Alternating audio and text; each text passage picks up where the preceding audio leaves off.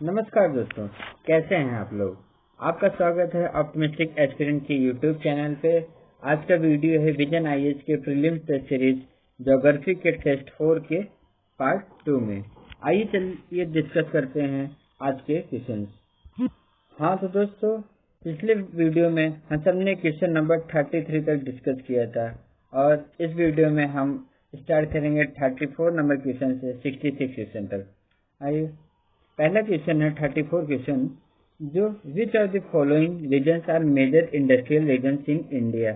Industrial regions के लिए कुछ फैक्टर चाहिए होते हैं, जहाँ पे इंडस्ट्रीज बना चुके उनके फेवरेबल फैक्टर चाहिए होता है। तो जैसे कि ऑप्शन है Mumbai Pune region, Visakhapatnam Guntur region, Chota Nagpur region, Ambala Amritsar region. इसका करेक्ट आंसर है A 1, 2 and 3। Only Ambala and Amritsar region गलत है, बाकी सभी फेवरेबल फैक्टर हैं इंडस्ट्रियल रीजन्स के। तो नेक्स्ट क्वेश्चन है, in the Himalayas some tribes like Gujjars, Bakarwas, Gaddis, Bhotias migrate from plains to the mountains in summer and to the plains from high altitude places in winter in the average season. Which of the following practice is described in the above statement? जैसे कि कुछ tribe होते हैं जैसे गुज्जर, बकवास आदि हो गए, ये सब गर्मियों के टाइम में पहाड़ों पर से प्लेन्स की तरफ माइग्रेट करते हैं। इस चीज को ट्रांसह्यूमेंस बोलते हैं। नेक्स्ट क्वेश्चन है question number 36। Consider the following statement. The area under pulses cultivation is greater than the area under the cultivation of oil seeds and coarse serials.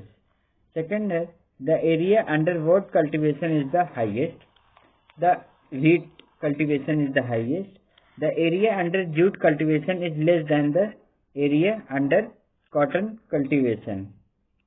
तो क्वेश्चन नंबर 36 का करेक्ट आंसर है B, जिसमें सिर्फ third option ही correct है।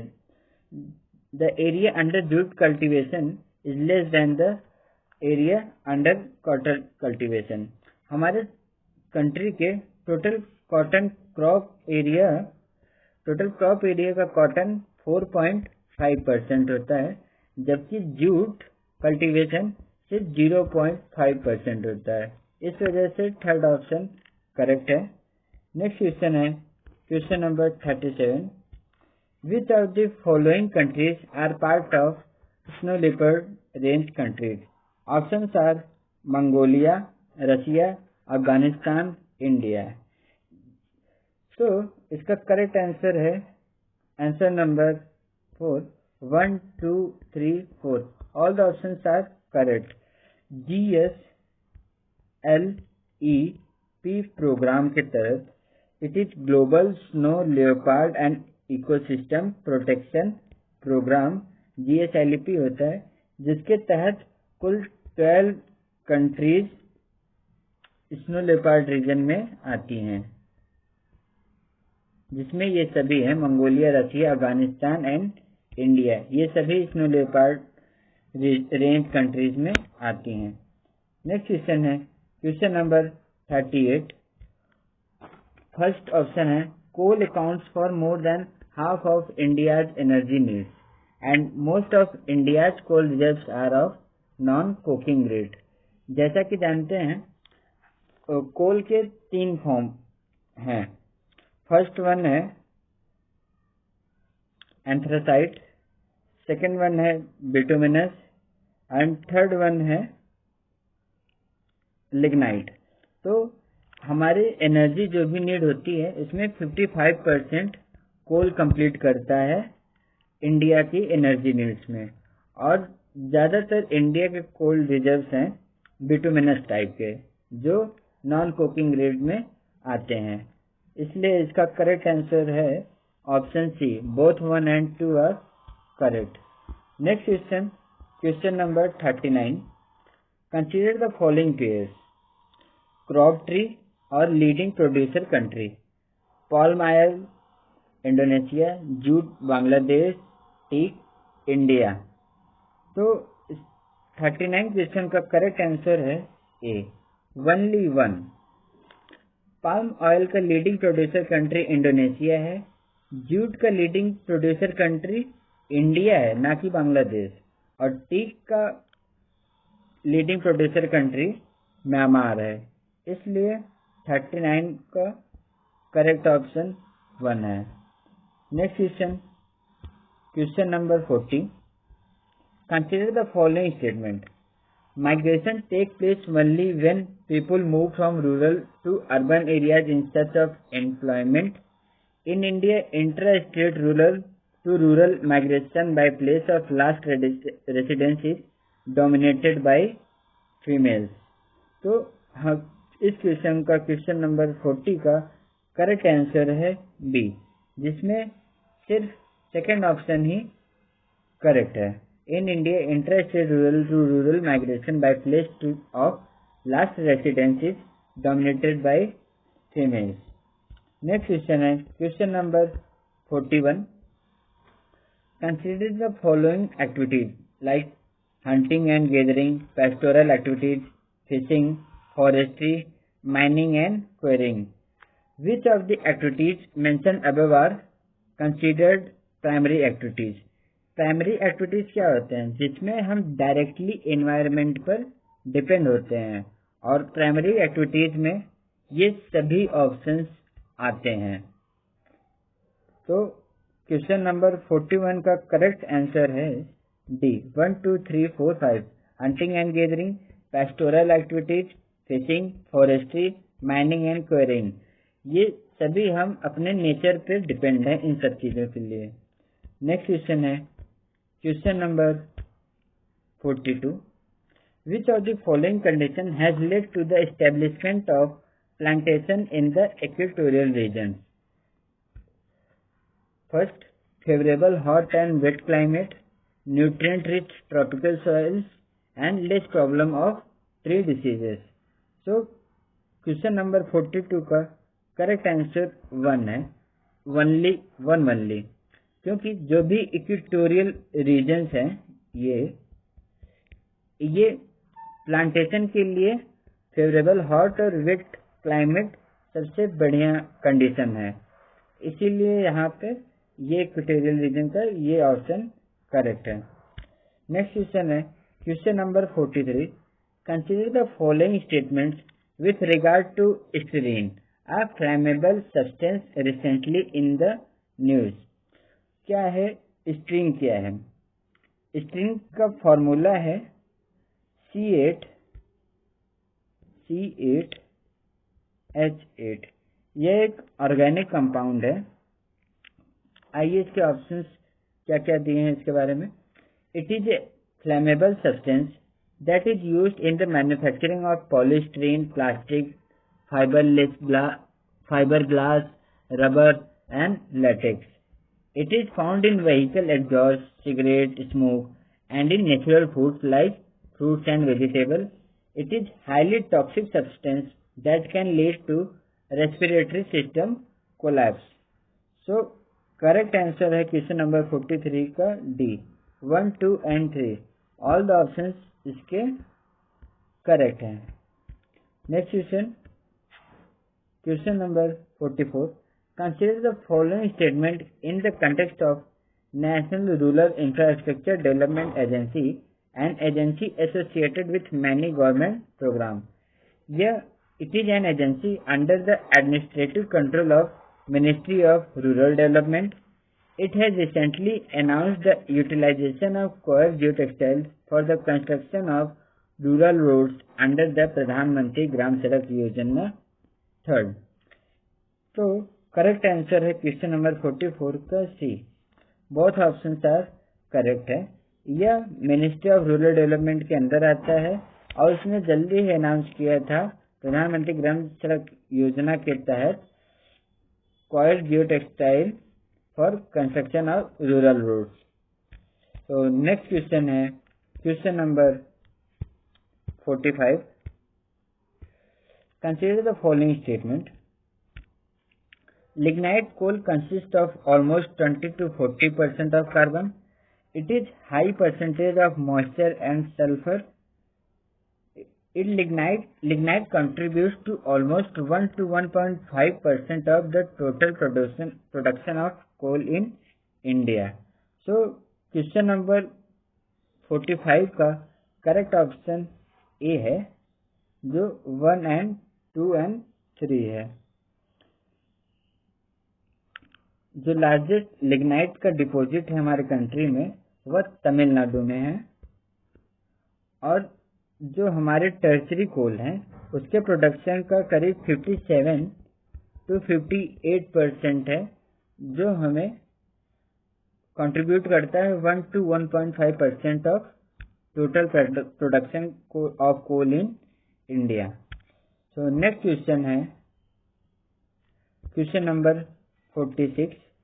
विच of the following factor contribute to population ageing. Population ageing क्या होता है? जिसमें पॉपुलेशन एजिंग वो होता है जिसमें ओल्ड एज के लोगों की पॉपुलेशन ज़्यादा हो जाती है। अब इसके क्या क्या रीजंस हैं? ऑप्शन ए है declining fertility rates, increase in life expectancy and increase in the proportion of the working age population. तो क्वेश्चन नंबर 46 का करेक्ट आंसर है A, 1 and 2 only. Population ageing होने का है रिस्पॉन्सिबल है declining fertility rate and increase in life expectancy rate. इस वजह से पॉपुलेशन एजिंग कंट्रीब्यूट हो रहा है। तो नेक्स्ट क्वेश्चन है question number 47। Which of the following regions have been responsible for the low development of the cattle farming industry in the savanna region. जो savanna region है इनमें क्या क्या रिस्पॉन्सिबल फैक्टर रीजन रिस्पॉन्सिबल हैं कि इसमें लो development हुआ है कैटल फार्मिंग इंडस्ट्री में? ये एक ऑप्शन है a low quality native breed that yields little meat और milk, prevalence of tropical diseases and some tribes treat cattle as a prestige animals and prohibit their slaughtering.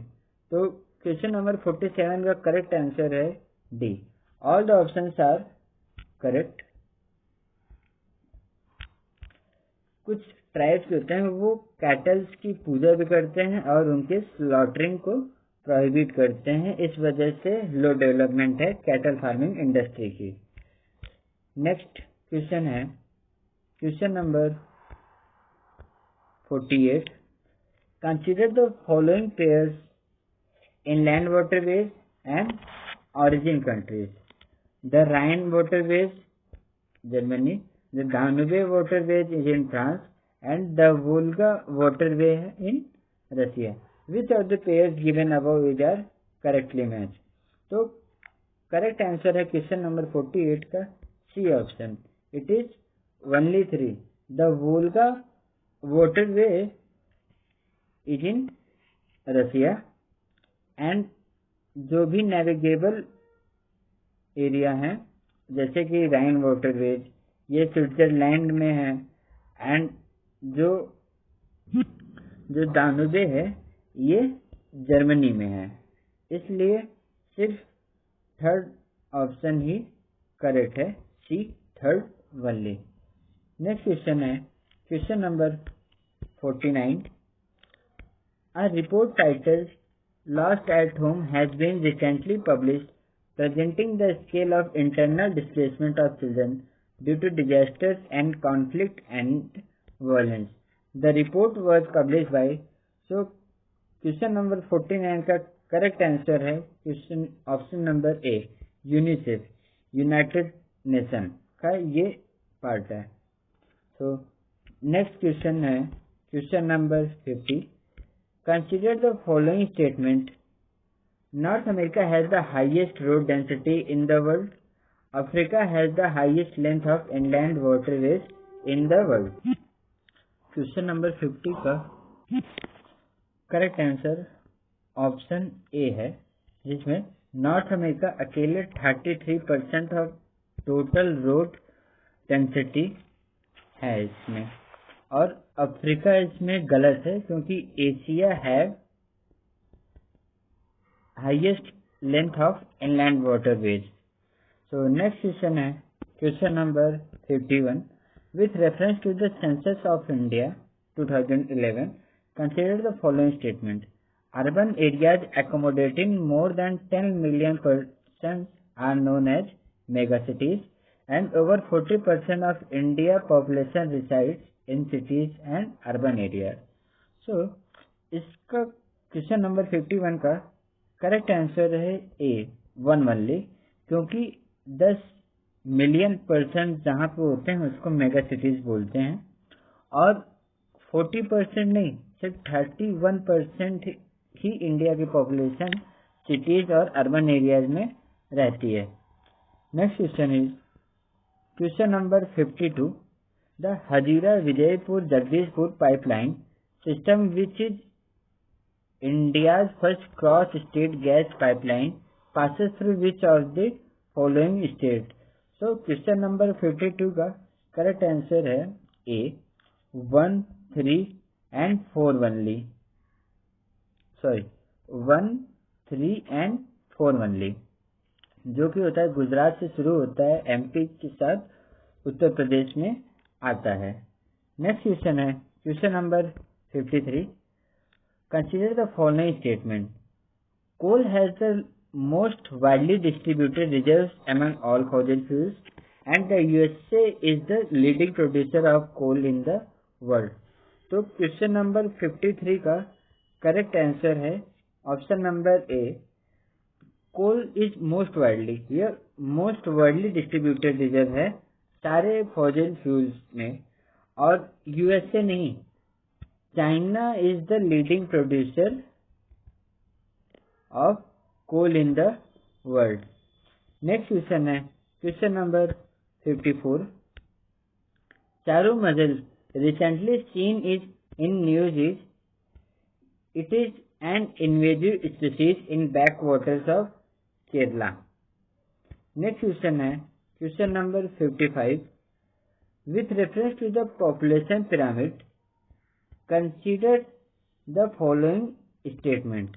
They illustrate the distribution of various age groups in a population but do not reveal any information on gender distribution.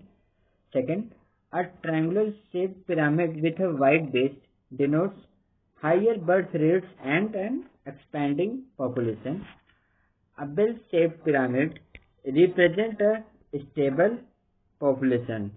So question number 55 का correct answer है 2 and 3 only. First option is wrong and 2 and 3 option is correct. So next question is question number 56. India is the largest producer of coffee in the world. Second, India mostly produces arabica coffee, and Kerala is the largest coffee producing state in India.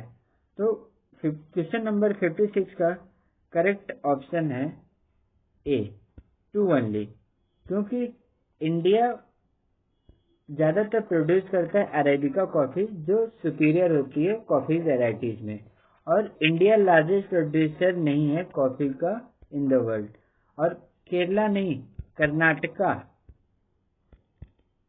इस largest producing state है, coffee producing state है India का. Next question है question number 57. Consider the following statement about types of crude oil.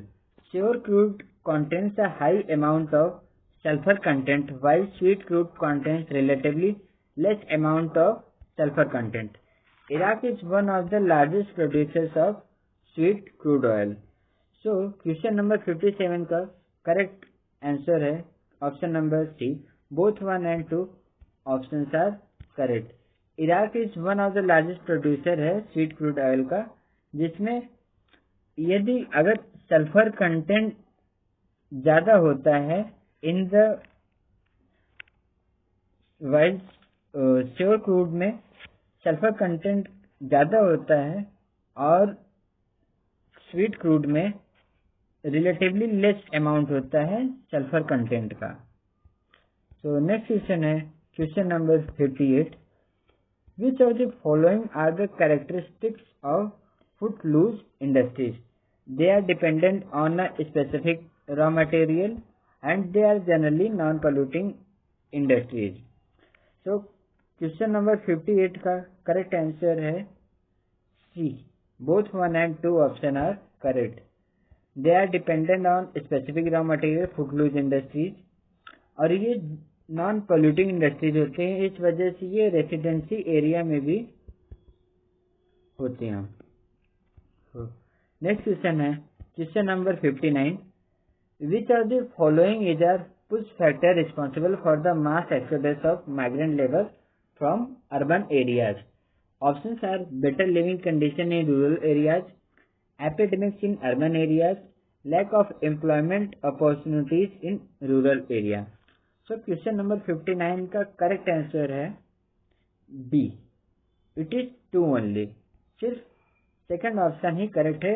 Epidemics he push factor है जो mass exodus करता है migrant labour का अर्बन एरियाज से. नेक्स्ट क्वेश्चन है question number 60.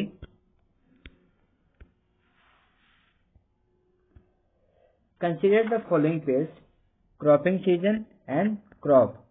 Kharif season wheat, Rabi season cotton, Jaid season cucumber. So, which of the following pairs given above is are correctly matched? So, question number 60 का correct answer है C. Only 3 Jaid season is in cucumber. So, kharif season में rice cultivate किया जाता है, rabi season में wheat cultivate किया जाता है, और जैद सीजन में कुकुम्बर, वेजिटेबल्स, वाटरमेलन्स ये सब क्रॉप किए जाते हैं. इसलिए ऑप्शन सी ही करेक्ट है, थर्ड ओनली. नेक्स्ट क्वेश्चन है question number 61. Lumbering is defined as the felling of economic trees in the forest which can be used for domestic, industrial or commercial purpose. In this context, consider the following statement. Statements हैं: summer is the favorable season for lumbering activities. The heaviness of tropical timber is a hindering factor for lumbering in tropics. The Siberian region has a thriving lumbering industries. So question number 61 का correct answer है D. Only 2 and 3. So summer नहीं, winter is the favourable season for lumbering activities. So next question है question number 62. Tribes and regions: pygmies, Malaysia, Indian Amazon basin, Orang Asli, Congo basin. So question number 62 का correct answer है D. 2 only. इसमें Indian tribes are in Amazon basin, Orang Asli tribes are in Malaysia, and Pygmies in Congo basin. So next question है question number 63. First is the period referred to as the period of population explosion in India. It is marked by a rapid fall in mortality rate but high fertility in the population. The average annual population growth rate observed in the period was around 2%. Which of the following time periods in Indian history is characterized by the above statement? So, question number 63 का correct answer है option C. 1951 से 1981 तक. इस time ये बहुत ही mortality rate बहुत ही rapid fall हुआ था और हाई फर्टिलिटी रेट हुआ था पॉपुलेशन में, और ये पॉपुलेशन एक्सप्लोजन इस पीरियड में हुआ था, और जो भी एनुअल पॉपुलेशन ग्रोथ थी ये अराउंड 2% थी इसके. सो नेक्स्ट क्वेश्चन है question number 64. Consider the following statement. Primitive human society was highly influenced by the strong forces of nature. Level of technological development was low and humans were afraid of theory of nature. Alan Champlin was a proponent of this school of human geography. So, which of the following schools of human geography do the above statement refer to. So question number 64 का correct answer है B, environmental determinism ही इन statement को refer करता है, environmental determinism को ही। So next question है question number 65, which is common to the sites of Mayurbhanj, Kudremukh and Bailadila. So 65 का करेक्ट आंसर है option number B, they are iron ore belt in India. Mayurbhanj ये झारखंड में है, झारखंड में ये आयरन ओर लाई करती है। कुद्रेमुख ये कर्नाटका में करता है, कर्नाटका में पड़ता है। एंड बैलादिला ये छत्तीसगढ़ में ये आयरन ओर रेंज पड़ता है। Next and the last question है इस वीडियो का question number 66, special 301 report often seen in news pertains to a global network of cities to fostering the exchange of experience and mutual learning towards sustainable living, countries that are supporting terror financing and the money laundering activities, trading partner of USA that do not adequately enforce intellectual property rights or deny market access to USA, and WTO prescribed norms on the rules of origin and government procurement of products। So question number 66 का correct answer है सी, ये special report 301 special report थी, ये trading partner of USA के लिए that do not adequately enforce intellectual property, जो intellectual property enforce नहीं करते हैं और मार्केट एक्सेस डिनाई होता है यूएसए का। सो और अगर आपको ये वीडियो अच्छा लगा हो तो प्लीज़ लाइक करिएगा, शेयर करिएगा और इस यूट्यूब चैनल ऑप्टिमिस्टिक एस्पिरेंट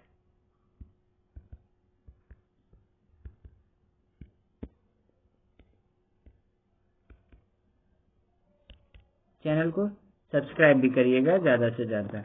आपका बहुत बहुत धन्यवाद, थैंक यू।